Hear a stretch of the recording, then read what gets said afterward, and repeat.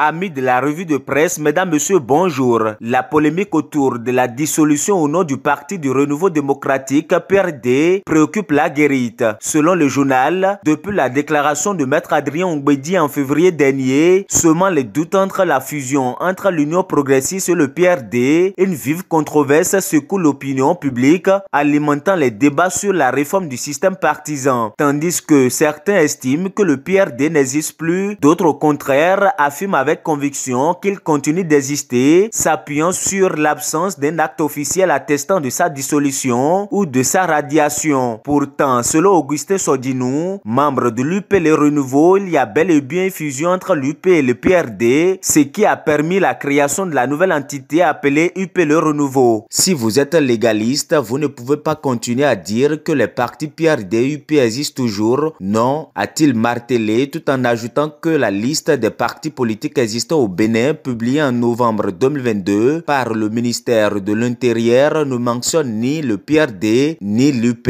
Et puisque la loi ne prévoit pas l'obligation d'un acte de dissolution avant une fusion, les deux formations n'auraient enfreint aucun test de la République selon lui. Un avis que ne partage pas Semassa Eloge Lézimé, qui défend avec véhémence dans les colonnes de la guérite l'existence légale du PRD. Il s'appuie sur l'article 12 de la loi portant charte des partis politiques et plus précisément sur l'article 91 des statuts du PRD qui stipule que les décisions de regroupement et de fusion ne peuvent pas entraîner la dissolution du PRD, lequel conserve ses attributs, son patrimoine, son autonomie organisationnelle et fonctionnelle, exemptée, ceux concédés. Il peut constituer un courant à l'intérieur de la nouvelle formation, a-t-il cité selon la guérite. Pour Semassa Eloge Lézimé, le protocole ayant conduit à la création de l'UP Le Renouveau ne peut occulter cette disposition. Il affirme dès lors que selon les tests en vigueur et les statuts du PRD, cette fusion ne peut aboutir à la dissolution du parti arc-en-ciel. La guérite conclut alors à sa manchette « Réforme du système partisan », une sortie conjointe UPR et PRD s'impose pour situer définitivement les militants et l'opinion publique. En tout cas, Olusegun Bakari invite la jeunesse de l'OM à tourner la page Ongbedi, rapporte le Télégramme. Pendant ce temps, l'alternance au sommet de l'État en 2026 préoccupe les jeunes démocrates du mouvement Ogansor. Selon Matin Libre, à la faveur de leur rentrée politique le 1er juin 2025, le président du dit mouvement, Prudence Tessie, a rappelé aux jeunes de l'opposition au régime de la rupture l'urgence de l'heure, celle de s'élever pour une alternance crédible en 2026. C'est une ambition partagée par le parti Foscori pour un Bénin émergent. Selon la primeur, le parti dirigé par Paul Onkpe affiche également sa volonté de reconquérir le pouvoir à l'issue des élections générales de 2026. Sans commentaire, dans la suite de cette revue de presse, la guérite Le Soleil Bénin Info reviennent sur la crise persistante entre le Bénin et le Niger. Pendant que la guérite se demande si la nomination du nouvel ambassadeur béninois au Niger serait la solution, Le Soleil Bénin Info s'interroge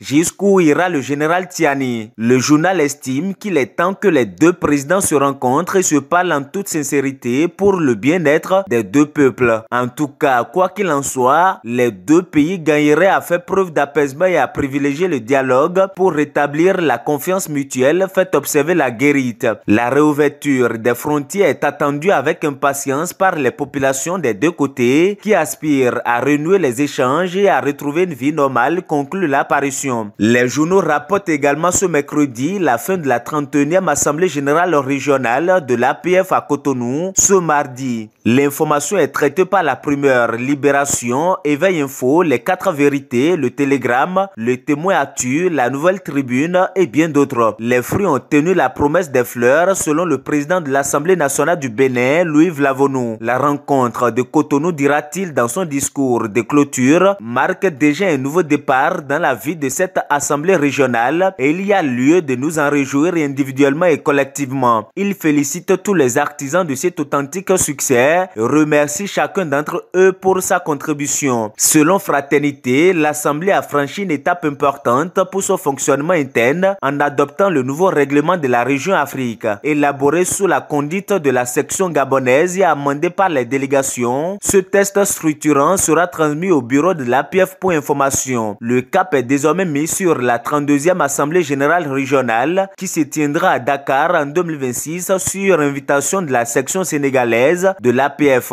La 31e Assemblée régionale Afrique de l'APF à Cotonou se clôture ainsi sur un bilan d'action, des réflexions prospectives, des positions politiques claires et un cadre renouvelé, traçant la voie pour une diplomatie parlementaire francophone active et solidaire sur le continent en attendant la rencontre de Dakar en 2026, conclut Fraternité. Drame dans les dernières secondes de cette revue de presse, l'informateur, le potentiel, les 4 vérités, Éveil Info nous apprennent que 4 policiers ont tragiquement perdu la vie dans un accident de circulation. Selon les 4 vérités, ils étaient en mission lorsque le drame est survenu ce mardi 3 juin 2025 à hauteur d'Akwikpin dans l'arrondissement des Affaires, commune de Glazoué. Les victimes étaient à bord d'un véhicule qui aurait percuté un camion en pleine circulation. C'est dans ces conditions qu'elles ont trouvé la mort. Au nombre des occupants du véhicule, il y avait un militaire qui a survécu. Il serait dans un état critique, fait savoir l'apparition. Alors que cette triste nouvelle faisait le tour des médias, un autre drame survenait à Akpakpa à la descente du nouveau pont de Cotonou. Selon l'informateur, un présumé mendiant a égorgé une adolescente et poignardé à plusieurs reprises une femme. Drame en série, le Bénin face à la douleur silencieuse de ses enfants, écrit Éveil Info à sa manchette. Amis de la revue de presse, mesdames, messieurs, ainsi va l'actualité telle que vue et traitée par les confrères de la presse écrite ce mercredi. Merci de nous avoir suivis. À demain.